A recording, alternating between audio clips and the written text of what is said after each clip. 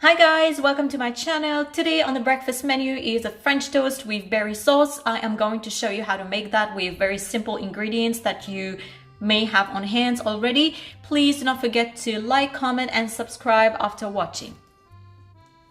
So here I'm going to use 2 eggs to make the French toast with a splash of vanilla essence, a 1/3 cup of milk, and I have some Italian bread slices that I'm going to use. You can use any bread slices that you have, and finally some butter.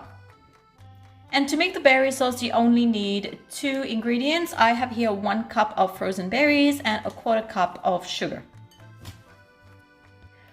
All right, first step, crack the egg.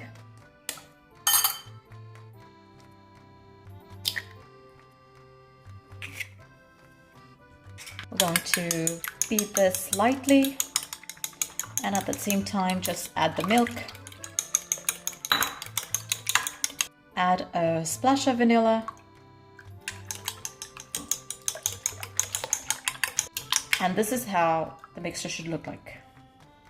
All right, pan on.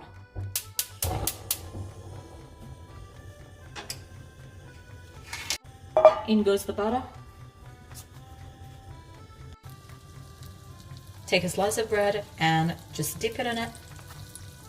Make sure it's well coated.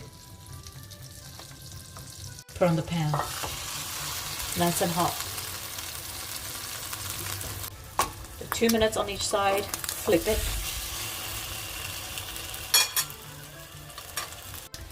Now your toast is almost done. This is how it should look like, golden on both sides, and we're going to remove it. So this is how the toast looks like on each side, and that's how you're going to remove it. On a different pan, add the berries. In goes the sugar. And a tiny splash of water. Just mix it. Let it cook on low heat. And another one.